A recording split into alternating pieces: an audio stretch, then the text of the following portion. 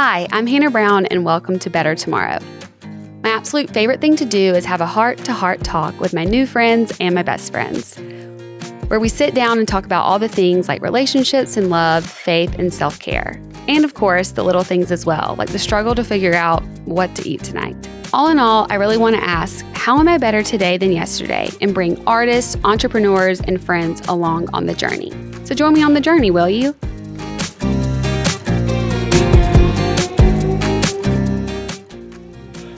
Hello, everyone. How are we doing today? I hope it's a great day. If not, it's okay. Thanks for coming back to listen to another episode of Better Tomorrow. I woke up this morning, really, to be honest, being like, ugh. I don't know. I want to wake up and be happy, and just be like, I want to feel like Snow White when she wakes up and like there's birds singing around her, but that is just not me. And I was a little upset about that, but I was proud of myself because I was still like, oh my gosh, I hate being up right now. I don't like this, but I still went into another room, kind of where I'll have my podcast when I do them virtually in that room. There's like a couch, and I sat down in there because like Adam was already doing his thing. And I think when I go into the main living areas, I can get really distracted and decide not to do any self-work, and I'll just stay in a shitty mood all day.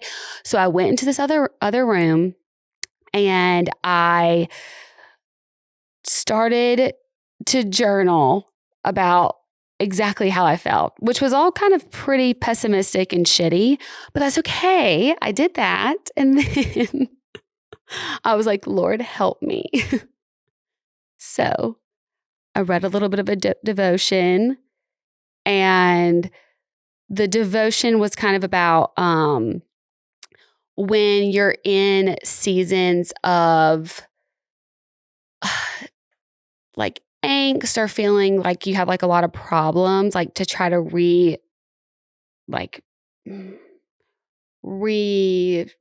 the word I'm trying to say? Reposition. That's not the right word, but we're just going to go with reposition. Reposition the way that we're thinking about the troubles into like, oh, this is something that is teaching me something, and think of it almost as a blessing. That's all that's all great and all, but man, sometimes that's just hard to do. But I was really trying to do it today, so I did. I did it. I wrote down all the crappy things, and then I really did feel like, okay, this is how I feel. I'm going to feel this, but how do I want to feel? And I wrote, I wanted to feel uplifted, inspired, and grateful. So then I went back to the Bible and started reading, and it really did help. It really did help to just get some words in that were not what was in my own brain, that just gave me a little bit of life back, okay? So that's how I started off my day. And then from that, I was like, okay, what are more action steps I can do to build on to this? So I've had an excuse not to do the cold plunge since it's got colder because our, what is it called? Like the machine broke, basically. The chiller wasn't working, so I just hadn't had to do it. But the chiller works again, unfortunately. And I've been trying to do it sometimes, but I still hate it. But normally it's because Adam is doing it, and then I feel bad. And so I do it because he's not making me, but I feel like I should. But I did it all on my own, even though I was like really pushing it close for time for going to the gym. But I'm like, this is me taking action steps to feel better, because I always feel better afterwards. And even when I got to the cold plunge, I literally had on my bathing suit, was taking off my robe, about to jump in. It's literally only 3 minutes.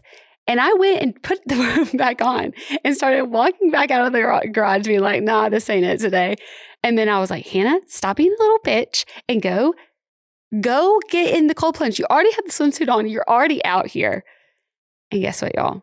I did it. I got in. I don't put my fingers in right now, and I don't put my toes in. So I just like do this thing where my hands are just out of the water and I just like lift my feet up. So I'm kind of getting a workout at the same time, whatever. But I've done that and I was proud of myself. It was great. I drank my AG1, took all my supplements, and I'm like crushed in today. Went and worked out, and my toes, I still don't understand this, why my toes and fingers were so numb I could barely do my workout because I didn't even put them in the water. So annoying. Like literally couldn't do lunges because I'm like, my toes feel like they're about to crunch and fall off. Got better, whatever. But I did all the things, okay? So still trying to reprogram my brain that it's a great day. But, we're here. I couldn't even be bothered to get ready for this today because that didn't bring me any joy.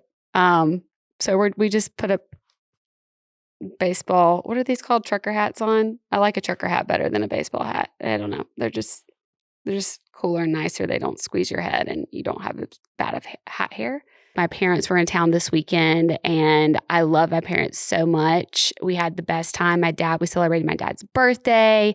But it's a lot when they come, especially when they bring 2 big golden retrievers that shed pounds of hair every day. I mean, that's why we have a hypoallergenic dog. I don't have to deal with all that.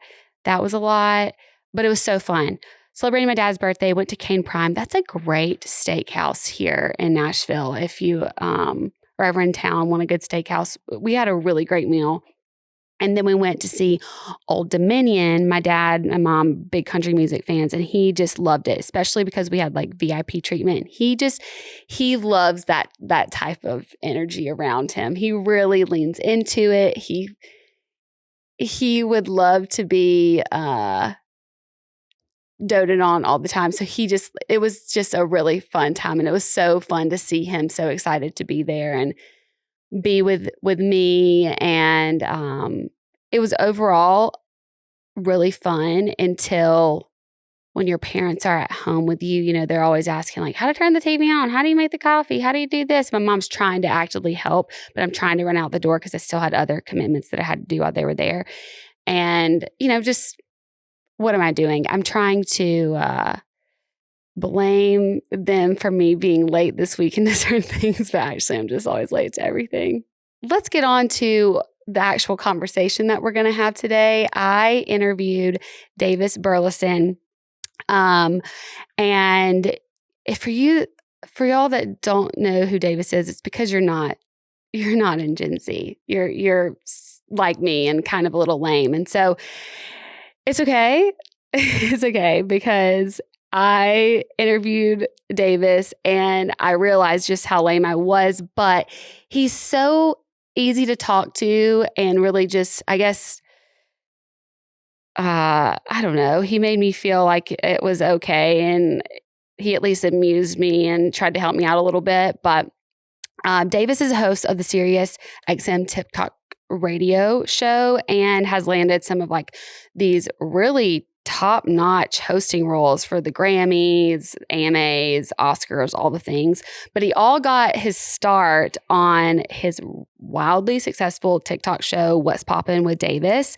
If you have not watched his interviews, we talk about this in the conversation, but he just goes up to strangers and asks them these like just off the wall questions. And he always just gets these really great little interviews with these strangers in Washington Park. But that's really how he blew up and became a leading voice for Gen Z. And he's just the sweetest, best guy. And it was a really fun conversation. So I think you guys will love it.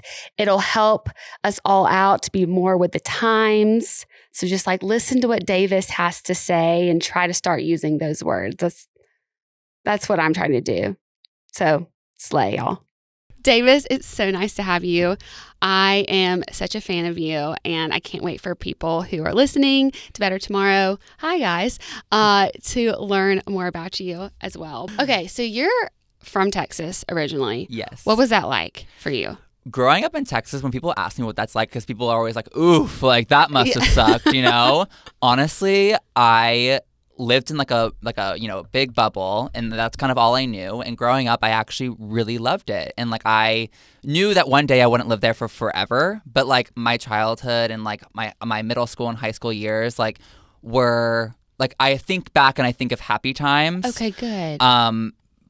Although like also in high school though, when I started to realize more about my sexuality and who I am and who I want to be, those were some difficult years for sure, of like trying to figure out who Davis is. But also I think I just had this mindset of like, I know this isn't gonna last for forever. I'm getting out of here, so I'm just gonna like live my life in the closet, whatever. And then once I leave high school, I'll come out, I'll move to New York, I'll move to LA and do my own thing. So I was very like content with the fact that I'm going to get out of here and this is not going to last for forever. So you didn't come out I did not until like after high school? I came out the day that school got canceled because of COVID.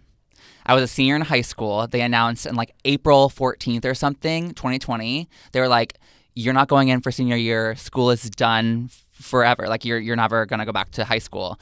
And that day I came out. I was like, bye. I never have to see any of you again. Why did you wait? I waited because I think I was just, if I were to have come out in high school, everyone always knew that I was gay because I never hid who I was. Yeah. And so I was always flamboyant. Like I did the announcements every morning. I was like, kind of just a very flamboyant person, and I knew that about myself, and I knew that people knew, but I didn't want to be like tokened as like the gay boy at my school, because I would have been the only gay person, the only out person, because this is Texas. You definitely weren't the only gay person. Oh, honey. Honey, I already know that. I definitely was not. Yeah, because I had we had experiences, but yes. So I didn't want to be like tokened as that, and so I just wanted to wait, but also I was just really scared, and I felt like the fact that I didn't have to go back to school anymore, I was just like, okay, this is the time. Yeah, that makes me so sad to hear that, like, that you were scared, because I feel like we have progressed so much, but then there's still that fear of like what people are going to think and people not being accepting. It's really sad to hear from me. It makes my heart hurt. But what about your family? Were you scared to tell your family? Did you think they would accept you? I always knew, like I said before, with my friends and everyone kind of just knew. I could just get the energy that people knew, because no one would ask. They wouldn't ask. No one would touch on like, oh, do you have a girlfriend? Like whatever, like dating and all that kind of stuff was off limits in terms of like conversations with me. So so when I was telling my family, I knew that they would be supportive. I knew that they would understand. Of course, there was like, long talks, and like some people were shocked, and I was like, oh wow, okay, I didn't surprise, but everyone has been so supportive, so nice, and I could not have asked. I'm very lucky. I'm very much in a minority in that situation, so I'm very blessed that my family has been so supportive. It was great. What did it feel like? Like, did you feel a weight lifted off of you just being able to like say it out loud? Or like you said, you kind of knew everybody probably thought maybe you were gay, and so it was just like, okay, I just need to like say it so that now everybody can talk about it.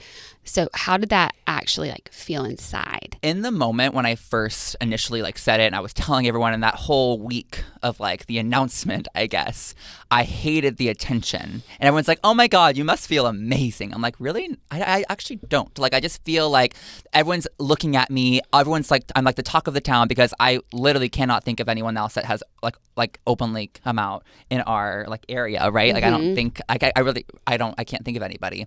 So I was like one of the first few. So it was very like shocking to a lot of people, because we're from like a small area in Houston. Small town. Yeah. Oh, well, I'm from Houston, but like a small area in Houston. That's very much like a bubble.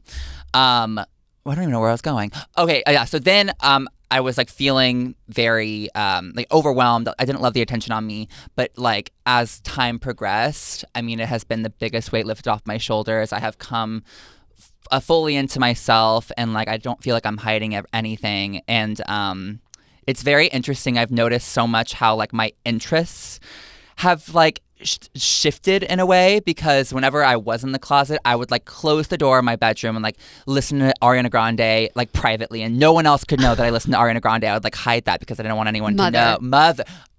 There you go. She's mother. There you go. Exactly. Yes. Or I would like secretly watch like RuPaul's Drag Race or whatever. But now I'm just so good. And so now I'm kind of like, because I am openly gay and proud, I can like watch that in public. I don't care. And like Ariana Grande is like streaming. I'll play on the speakers through the rooftops. Yes. So it's different. Did you feel like you had like a happy childhood now that you're fully feel like you can be yourself? Do you look back and you're like, oh, this is how like happy and joy actually feels? Like, does that make sense? Because it's like you weren't able to be fully yourself. Still doesn't mean like you still, I hope, experience joy, but have you seen a difference since coming out? I've definitely seen a difference, but I like I said before, like I very much am very fond of my childhood, and I had a great childhood. And also what I really think is different from my situation is I never really tried to not be gay. I just never talked about it. Okay. So I was always I would always dance and perform for my parents, but it was just never a topic of being the sexuality part of it. It was like, oh no, he's just like a very flamboyant person. So I find this so interesting because I went to acting class like 3 times, but my coach had a son who they never talked about sexuality, but he was just so himself, and he wanted the pink shoes, and he liked to dance, and he did that. And it, like you said, you were like always like that from a young age. Like that can't be, that's just who you are. Mm-hmm. And I think some people who are still like, I don't know, that just don't quite understand and haven't just like expanded their mind and don't understand like not everybody feels the same way and that we're all different and unique. I think need to hear that like you've always been this way, mm-hmm. and now you get to like live and be free and open. So I think it's really cool that you've been able to have that experience. And it makes me sad that some people still have not yet got to experience that, or didn't fully feel in their life from their family that they could step into their actual passions. Right. I stalked your TikTok, and I thought this was so funny that you did this old TikTok about your senior superlatives and how you got most likely to be an influencer, should have a reality TV show, most fashionable. And like, you're kind of just like living and thriving and like doing all those things in some way. They were right. How funny is that? Isn't that wild? Yeah, I got 4 senior superlatives, which made 4. No big Isn't deal. That wild? And they've all kind of come true. I mean, it was like it's manifesting at its finest. But yeah, I got most likely to be a reality TV star. I'm not on reality TV, but like similar path. Yes. It's media. I do media. And then I got most likely to be an influencer. Here we are. And then most fashionable. I love fashion. Slay. Thank you. And then I got biggest Starbucks addict. Is that true? So true. And I was the kid still. There's a plethora of different coffee shops, and you're still. And people always say that, why don't you go anywhere else? Especially because I live in New York. Mm-hmm. People are like, why don't you go to anywhere else? And I do go, of course. I go to other coffee shops, but I don't even go to Starbucks for the coffee. I go for that feeling. What's the feeling at Starbucks? It's just like, I go in there and it just reminds me of like all these moments of my life, because I've been going there since I was a little kid. Like, and I had a drive-through that was right next to me growing up. And when I first got my license, I would go there every single day. And then they ended up giving me free Starbucks every time I would go, because I went that frequently. Do you still get free Starbucks? We should be working on that. I came back when I came back to Texas after being in New York for a long time. I came back and they're like, we missed you. No free Starbucks though. What? I know. I wish. I wanted to ask you why you decided New York. When did you move? Why did you want to be in New York City? So when I was in high school, I always knew I wanted to either go to. In high school, I was like, I'm going to LA. Yeah. That is my destiny. That is what I'm doing. So I toured like all the colleges here in LA, like USC, UCLA, LMU, and I was like dead set on it. And then my junior year of high school, one of my friends was doing a summer camp at Parsons in New York. And she was like, come with, like, it'll be so fun. You get like college credit. And I'm like, okay, like, I do not want to go to, like, I don't want to live in New York, but like, I'll go for 2 weeks to do summer school there or whatever. And so I went, I fell in love. I was like, I'm going to Parsons. I'm not going to LA anymore. And so Wait, what won you over from LA? Because I lived here. I love LA. I just wanted to be closer to home, and Nashville's awesome. But I was always that. I was like, LA, never could see myself living in New York, but I've never lived there. So like, what was it like? I think it's just that like fast paced energy. It just is so motivating. Everybody's on matcha. Everyone's on coffee. Oh my God. You're crazy if you don't drink coffee, and you have to, like, to keep up. You have to. Also, like, the energy itself is just like it will keep you caffeinated in general, like, because there's so much going on. You have to be aware of everything. So I think that won me over, and also just everyone is so unique and independent. And I've always been incredibly independent, and I think I really loved that about New York, is it's kind of like in a sad but beautiful way. It's very much every man for themselves, and I kind of have always been that way. Like, I've always like tried to like live my life for me, and like been, you know, I've had some things where I've had to be independent for myself. And so I think the fact that like New York, I saw that about everybody, and I was like, this is where I need to be. When you moved to New York, is that when you were a DoorDash driver, or had that already started? Because I have talked about how I kind of want to just do DoorDash for fun, because I think it would be fun, but you tell me, you've had the experience. I miss being a DoorDash driver so much. I think it would be so fun. It was real life Pokemon Go. Like, it was so much fun. I did this during COVID. So like right as school got canceled for COVID. This was March, and I wasn't moving to New York until August. So, and I didn't have school. High school was canceled. I had nothing to do. And did you ever think, oh, I'm not going to be able to move to New York in August? That was scary. Yeah, we were like, we had no idea what was happening. So I downloaded TikTok and started making videos, and I was a DoorDash driver. That all happened at the same time. All at the same time, yeah. So tell me, like, what was a day in the life of Davis during COVID? Being having two jobs, DoorDash, and then like making this, huge TikTok following. Or you started off with your own before, obviously. Yes. What's poppin', which we'll get to. So yeah, I always say like I am so grateful for that time that I got, because I know COVID was such a horrible time for everyone, but it was really the catapult to my career, because I had nothing to do. Like I said, it was like the perfect timing. It was like just meant to be. So everyone was like TikTok at the time was really booming. Everyone was become overnight sensations, and I was like, I really want to do this, because I had always wanted to be a YouTuber. Like, that was my dream. Oh, okay. So I was like, okay, if TikTok is the new thing, let's do it. So I would like wake up every morning, and I would write out my agenda. I was posting 5 videos a day. Were you like searching what the trend is? Okay, we're gonna have to do these. What times? Like, you knew all that. Everything. I was invested, and my friend Allie, who's right over there, she was my sidekick for every single day. We would like see each other, because we were neighbors. Was she kind of like your manager? She was kind of like my manager. Like, she was like, you got to make sure you like post today. Like, she was really on me. I love that. And Allie. I was like doing it every single day. I started it in March, and then I think I got 10K in August, like right when I moved to New York. Like, and it was just very much like I was just trying everything. Did you ever think like, okay, I cannot do this. Like, this is just exhausting? Because I feel like making TikToks is exhausting sometimes. But I feel like I had a little bit more freedom when I first started, and then I stopped. I like was on, and then I just stopped doing it. Now I'm like trying to get back into it.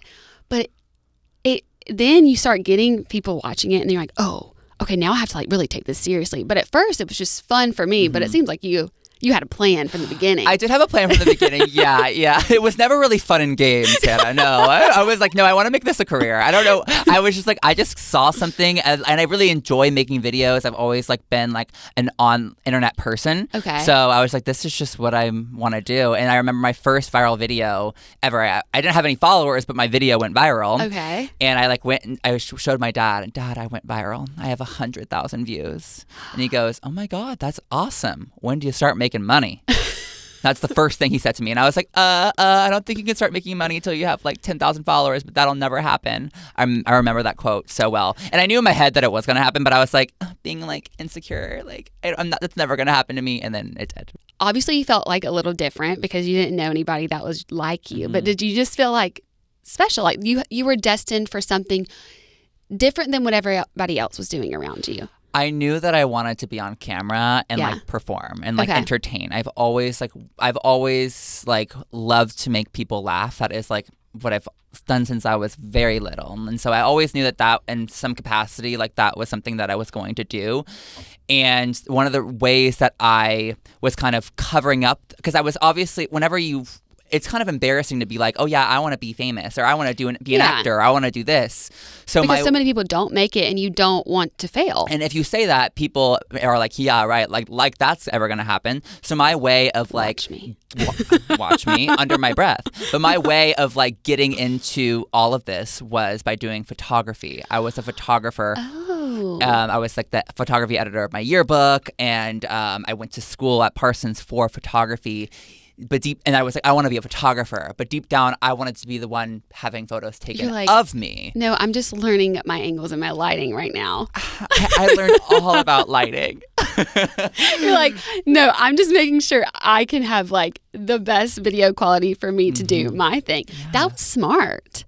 Yeah, I always kind of knew. I was like, I'm going to do photography, but that's not going to be my end goal. Like, I want to do something more like entertainment. But like, this is my stepping stone. Do you still like to take photos of yourself, duh, but like of other things? I do. I really enjoy taking photos, and it's like my Instagram stories, like the photos are great, you know, because I know my angles. You know, I went to college for this stuff, you know. I think that really helps. And do you feel like that helps? Do you edit all your videos? Yes. Yes, because for me, it takes me like 8 hours to freaking edit anything. But when you like went to school for that, you had it all mapped out. You're a mastermind. We can talk about Taylor Swift later. You seem very natural in front of a camera. Have you always been that way? No. I don't believe you. I mean, I've been on camera now for, it's 2023, so 3 years. I'm like, if I look back at the videos of myself, it's like honestly the cringiest. I mean, anyway, everyone would say that. Oh my gosh, the cringiest thing ever. 2020 videos on TikTok. That's how we got here. I mean, for me, I was just like something I did for fun. I need those to burn. It's like when humans got phones for the first time. It's like they don't even know what to do. Like when video was created, like we were like animals. Anything weird. Like, not okay. Yeah. But now I not only just my on-camera presence and who I am on camera, but also who I am as a person in my real life because I've been talking on camera so much and like stating my opinions and like finding my sense of humor. It's helped me gain so much confidence in my real life too by being on camera, because I have learned so much about myself, what I like, what I don't like, because I have, like when this job, you kind of have to have an opinion on everything. Yeah. Or like give hot takes or whatever, and like be funny, have a sense of humor. And so I've really learned a lot about myself through all of this. And so that's what I'm most grateful for. I'm like, I feel like even just recently, I'm like, I am fully myself and like being authentic, and I'm like really confident, like being who I am and like trusting my gut and stuff. How old are you? 21. Wow. I feel like I'm kind of in that season of life now, and I'm 28. Opinions for me are hard because I also am a Libra. I don't know. What are you? No wonder I like you. I'm an Aries. We are like 98% compatibility. My best friend's an Aries. Yeah, that makes sense. Yes. Libra. All my best friends are Libras. It's crazy. We need y'all, and y'all need us. Yes. You know? Because Aries talk about themselves, and you guys listen. We do, and I... That's literally what it is. That's Is that what it is? Yeah, that's like the funny like quote about it. Have you always been one of those people that felt really comfortable talking with strangers? Yes and no, because also I wasn't as confident as I am now, so I wouldn't feel comfortable talking to a bunch of people. And actually, for my show, What's Poppin', I interview strangers in Washington Square Park, and I run around and talk to whoever is just walking and surprise them and say, like, we talk about fashion, relationships, everything. And I actually got hired for that show. And when I was in the meeting, they were like, are you comfortable talking to strangers? And I'm like, oh, yeah. Lying. I was like, I just really want this job. And then I got the job, and I was like, first day working, I was like, I was so scared to go up to people, but it took practice. Well, now you do not look scared at all. I'm not. No. I'll go up to anyone, ask them something really off the wall, but that's what makes it fun. So how did you get this job? Because I thought maybe you started it yourself, but no, this is through some type of media production. It's through this company called Fallen Media. And basically, when I moved to New York, I moved here in August of 2020 for my freshman year of college.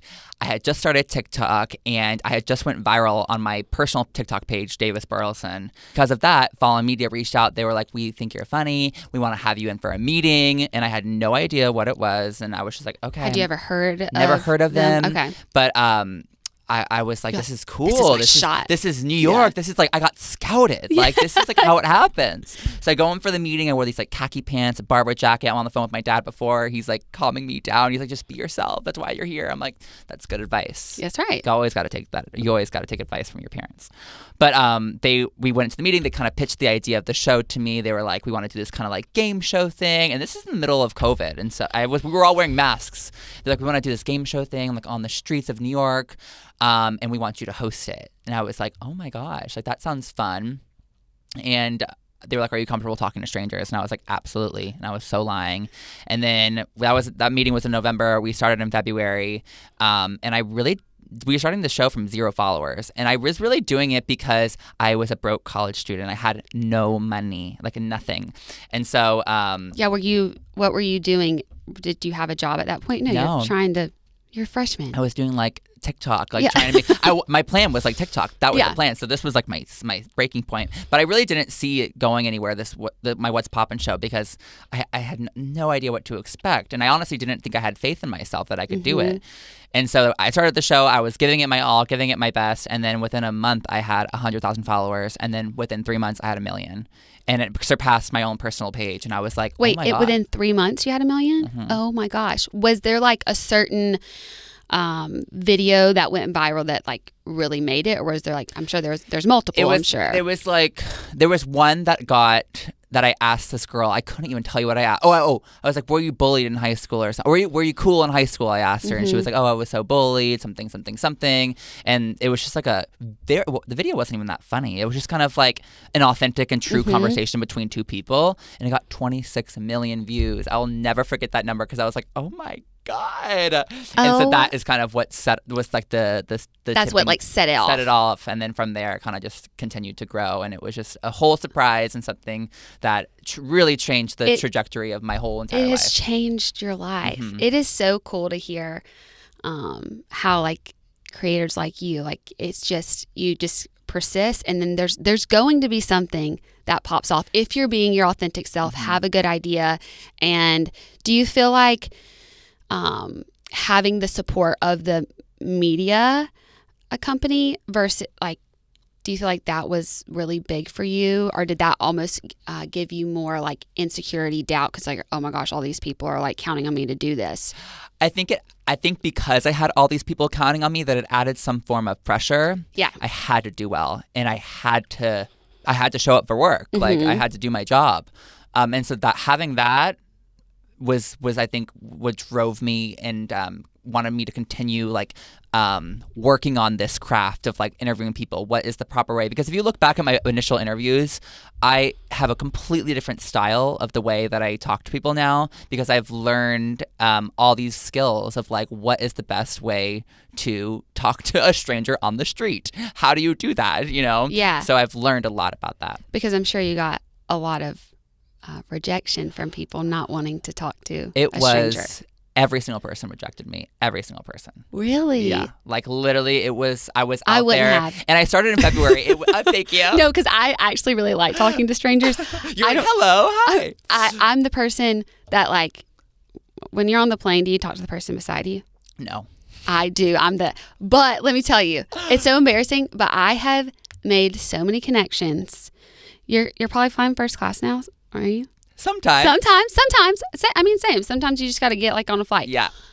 I'm telling you, talk to the people beside you. It doesn't have to be, don't be the person that's talking to them like after takeoff. You're like, I'm talking like while we're still taxied, you get to know them. Then nobody wants to talk to you. I'm asleep.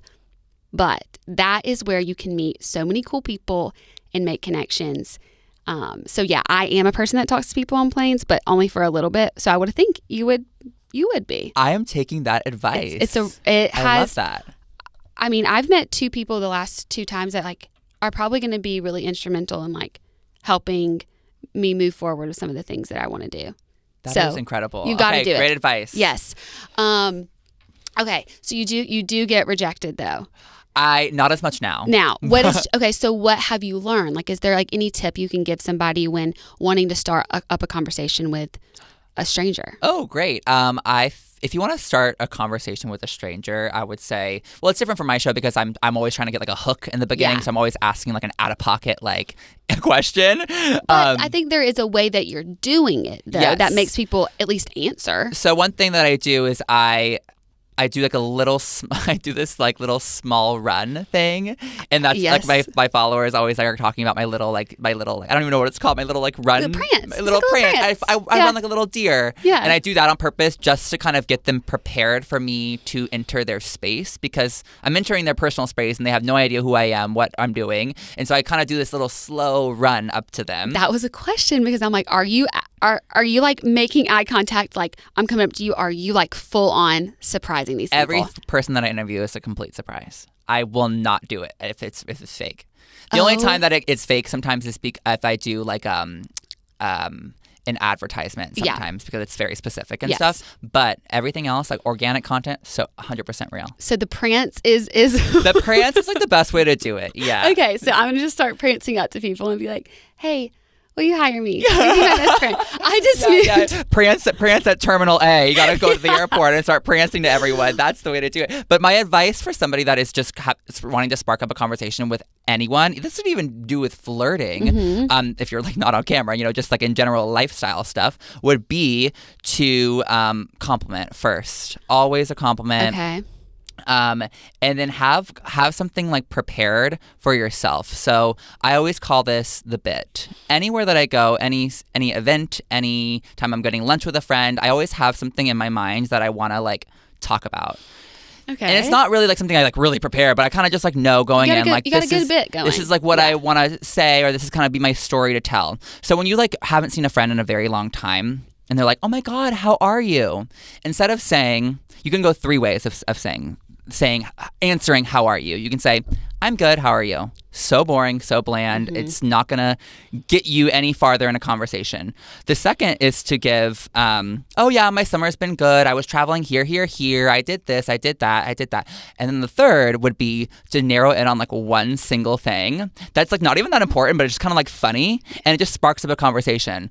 "Oh, I'm good. Oh my God, on the way here, like this guy was next to me on the subway, and he was just like talking, and then he had whatever, blah, blah, blah." And you tell his whole story, and that's kind of just how I am. That's a good answer to that. Oh, I love that. I feel like for me, I think I've used all those responses. When I say, "I'm good, how are you?" that means I don't want to talk to you. Totally. Or I don't want to get into it. Or you say that to a friend, and then if somebody said that to me and I know them, I'm like, okay, actually what happened? Because you can hear it in the "how are you?" I'm good. I'm good. How are you? You're like, what happened? But the story, I think, when I'm coming in hot to somebody I know, or I'm coming home like to my boyfriend, he's like, "How's your day?" I'm like, "Oh, let me tell you about this story." And it does. It's also, I think I like being dramatic. And honey, I'm the queen of drama. Like I am the most dramatic person you'll ever meet. I will exaggerate my stories, and my whole family does that too. We all are so exaggerated, and we love to call each other out because we'll all be. Well, like my brother will be telling a story from like a family vacation. I'll be like, "That was a lie," and he's like, "Stop! It's for the story. It makes it funny." I'm like, "Yeah, okay, I get it. I would do the same." Who comes up with the questions or like? I don't want to. Yeah, your bits. It's a bit. Yeah, the bits. My show. I actually have an amazing. A group of people that help me with my questions for the show.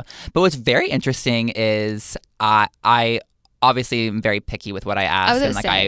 Sometimes I most of the time I'll come prepared with my own too. This is no shade to them, and we've had this conversation. We always are like, and our meeting, we'll have like creative meetings and stuff where we'll discuss kind of, we'll do like once a month, and I'll kind of talk to them about what I'm interested in, like what I want to be talking about on the show and whatever.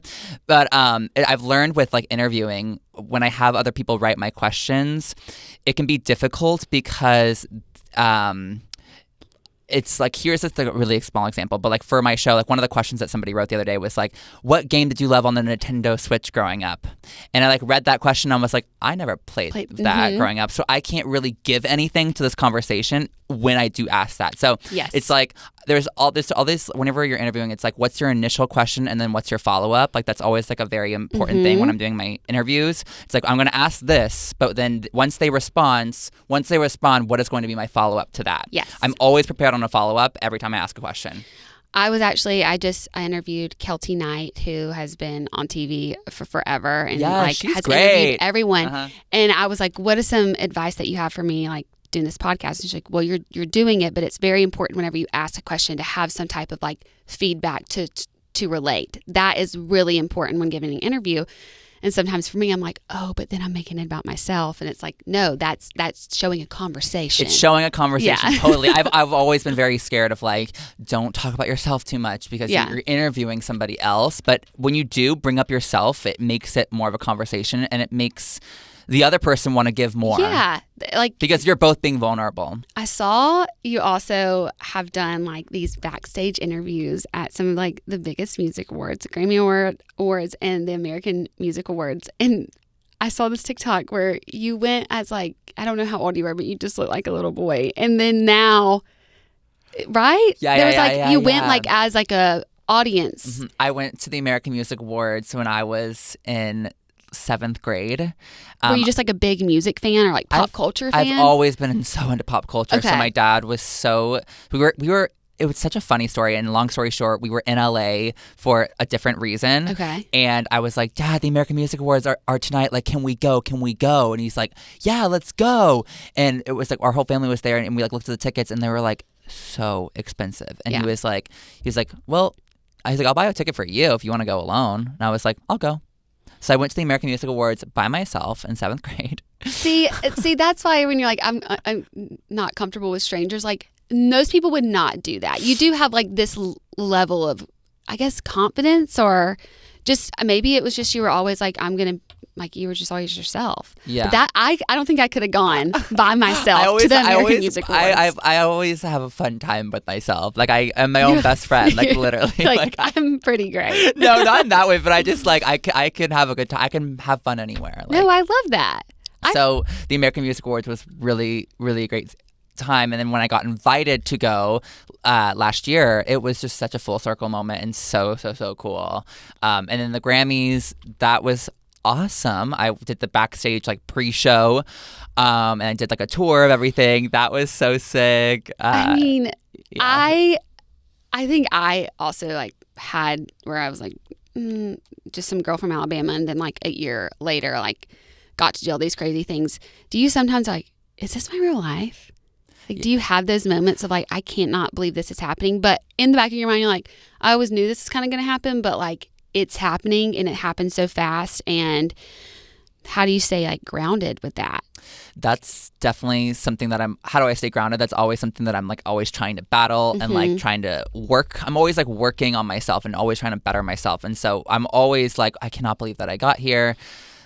This is crazy. But also, like you said, I'm like, I knew. Like I wanted to do something along these lines. Did I expect it to be this journey? Not at all. Did I expect it to be when I was like 21? No, not at all. So it's been definitely interesting navigating it all. And I've been working on myself and trying to keep myself grounded. So one thing that I do is I make sure to go home all the time and see my family. I go home probably once every 2 months and see them. Good, yeah. And so that very much grounds me. And always I'm off my phone. Like when I'm not working, like I'm always just like trying to do things that are good for me, and like I'm trying to figure out who's Davis on camera, who's Davis off camera, and like how do those two people merge together? Because I'm very much myself on camera, but I'm more energetic on camera. Yes. But when I'm not on camera, I'm much more chill. So it's like, I've talked with this in therapy. I'm like, who am I like off and on camera? Because people say I'm the same. People say I'm different. Like, what is it? And she was like she's like, let's think of it this way. Like when you're not on camera, you're Davis. When you're on camera, you're Davis with an exclamation point. Yes. I'm like, that is literally so true, because I when you're on camera, of course, you're going to perform and, you want to hit a one-liner and be kind of funny. When you're off, you're more chill. So I'm always like, I'm glad that I learned that when I did, because I know like how to handle this whole job and career. Yeah. No, I think people can sniff out authenticity, but I also understand that struggle of like, oh, sometimes like I don't when I'm off camera, like I just want to sit in my room and like I'll watch a movie, and I'm not like watching the movie and also like doing the tap dance the whole time. I mean, sometimes if it is like Hairspray or Cats or something, yeah, maybe. And if there's a glass of wine involved. Yes. But I had that struggle too. But I love how your therapist said that's like you're totally yourself, because I can feel that just like being here. That is why you have been successful, is because of your authenticity. But it is okay to be able to like be calm and like go it like internally take a deep breath. But that's not what people like are interested in seeing always.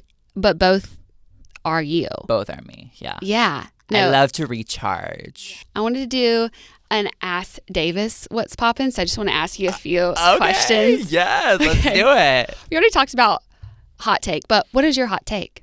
Oh, hot take. All condiments suck.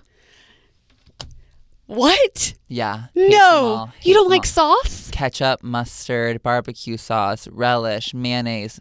I'm freaking out. The list goes on and on. I hate it all. That's my hot take. What? Oh my gosh. French fries taste so much better with just like the potato and the salt, like I'm telling you. I am not okay with that. I totally disagree, but you live your life. Thank you. I'm very happy. Yeah. I'm happy with my choices. And also like less calories, and you can like eat way more potatoes. There we go. Good for you. I am such a sauce girl. Like the other day we made these like taco hamburger things, and I got to like create the sauce as like a Big Mac sauce. And you're like mixing the sauce. All the things. So like it would have been your worst nightmare. Yeah, no, I have actually it's like kind of a little bit of a phobia thing. I don't even know what it is. Like my friends will be eating ketchup next to me. I'm like, don't get it on my fries. Like, get away from me. Oh, wow. Yeah. I understand mayonnaise, but never heard ketchup. Mustard. Well, if you had fuck, marry, kill condiments edition. Fuck, marry, kill condiments. Oh my God. Okay, kill ketchup. It's just never going to happen with me. Kill. Marry. Is guacamole a sauce? Would you? We'll take it. Marry guacamole. That's the only like dip sauce thing that I'm obsessed with. I have avocado on everything. Okay. I love it. That's a new discovery. That's about like we're about 2 years into the avocado phase, and I love it. Can I tell you that I thought that avocados were a new discovery because I'm from Alabama. This new thing. It's avocados are actually if avocados were to have a birthplace, they probably do. It would be LA for sure. But I mean, it wasn't. It was like college, maybe high school. I was like, oh my gosh, what is this stuff? I never had an avocado before. It's really. I mean, that is Alabama for you. So I get marry guacamole. Fuck. Yes. Fuck is like a one and done kind of thing. Yeah. What are some sauces like? Fuck. I could like aioli, like mayo. I would fuck aioli. Okay. Because I will so here's the thing. Like if I'm ordering fries and a little aioli's on the side, I'll do one dip of the fry in the aioli just to try it. And I'm like, it doesn't taste that bad, but I just rather not. Okay. So that's kind of what a fuck is. It's a one night stand. You know, I do it one time, I'm done. Bye, see ya. Yeah, that's what it is. Okay, that's great. Fuck, marry, kill Taylor Swift eras. Okay, kill Evermore. I honestly the girls come after me for that, but it's the truth. Yeah, I like folklore. Evermore is hard. Yeah, I love folklore. Mary, 1989. Call me a fake Swiftie. Call me basic. I don't care. It's a great album. I love every single song, and I will listen to it over and over and over again. And then fuck, just because it's kind of like bad girl era Reputation, and I just feel like so like mysterious and cool and edgy when I listen to that album. I love those answers. I don't know what I think mine would be.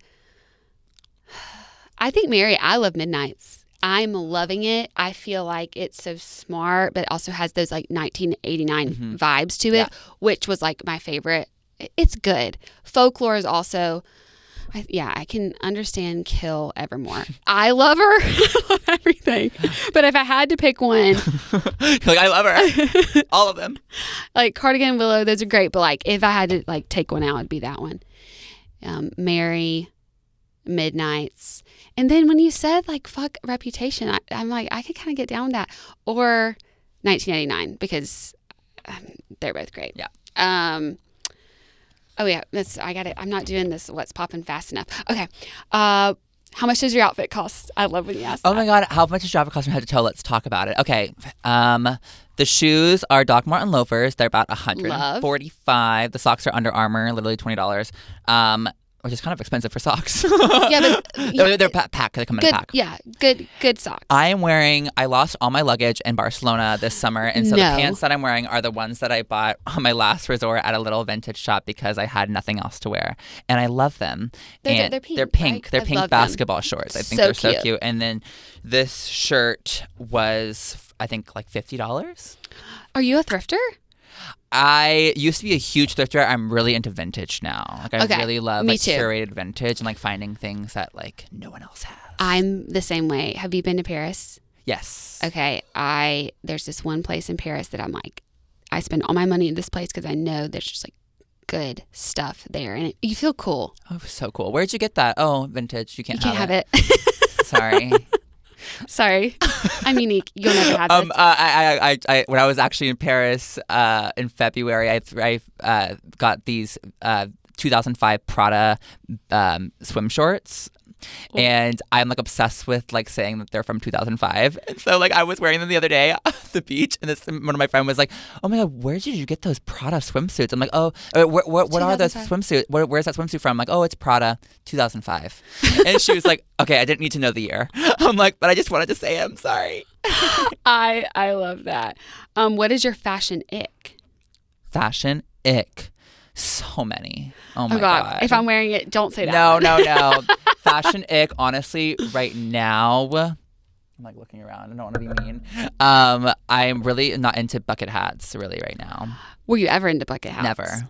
I actually was. Yes, I was. Like 3 years ago into it. Okay. Also, another one like checkered print, unless it's on a shoe. Not like a gingham. What you with No, that? not a gingham. You know, like checker, like real black, checker. Like, yeah, checker. Not really into that. Like skinny jeans. Hate. Yeah. I'm really not into like matching sweatsuits in public anymore. I'm kind of over that too. Like I would say, it's because we did it. We did it. So much. I think dress a little cuter for the airport, but still comfortable, but like a little cute. I agree. I always wear jeans and like a comfy shirt, but I like to make jeans, sure. You're pushing it with the jeans, girl. Jeans. But they're like the ones that are like 4 sizes too big, that are like comfy. Yeah. No, we're not wearing like anything that's uncomfortable. But yeah, I look, I've struck up some conversations with strangers and they probably were looking what I was wearing. And I was wearing jeans and they were like, "Oh, she means business. This girl means business. She's not wearing a matching sweatset." She is asleep with a stuffed animal and she has a sleeping mask on. Her mouth is just like completely open and she is is she dead? I don't know, but she's wearing jeans, so she looks we're gonna help fabulous. Her out. I like fall asleep immediately on the plane. Okay, what is one thing that you could do today that will make for a better tomorrow? Oh my God, I love that. What can I do today to make for a better tomorrow? I think read my book tonight before bed for at least like 10-15 minutes. I love to read. Oh my God. But this summer I have not been reading at all. And I had this book I've been reading forever. I want to finish it. What's the book? It's called Red, White, and Royal Blue. The first son of the United States, his mom is the president, and the Prince of England, they fall in love. It's a gay love story. I'm a big reader too, so I love to hear what people are reading. Fiction? I like everything. I love a memoir. Yeah. I think reading fiction before you go to bed instead of like a self-help something is really smart because it just kind of like... It's the last thing you think about when you put your head on the pillow. Yeah, I mean, maybe not like a murder mystery, but I do that sometimes. But it just like gets you... I think it can be really easy to be on your phone, to be thinking about work constantly. So just like take yourself to like a different world, different dimension. It is the best. I do think that can help for a better tomorrow. So I love your answer. Best I love that you're reading. Yes, I'm a part of the reading community. I love that. Me too. I read all types of things too, but I think I am partial to fiction. Nice. Because my mind. Thank you so much, Davis, for coming on today. It means so much to me. I'm so excited for all the things that you're doing. For everyone who maybe is on the cusp of being lame, make sure you have TikTok and you start following what's poppin' so that you can be unlame. Seriously. That's so nice. Thank you for having me, Hannah. This was so fun. I really appreciate you. You're such a star, and you have the best hair. Thank you. Thank you guys so much for listening to the episode. Better Tomorrow is produced by me, Hannah Brown, and Legos Creative. Our producer is Andrew Stallmer. Our show is recorded, engineered, and edited by the Legos Creative team. Remember to follow Better Tomorrow wherever you get your podcast so you don't miss the next episode. And don't forget to rate and review us on Apple Podcasts. It really helps and shows your support. You can follow me on socials at Hannah Brown, and you can stay updated on all things Better Tomorrow on our Instagram at Better Tomorrow and our TikTok Better Tomorrow podcast.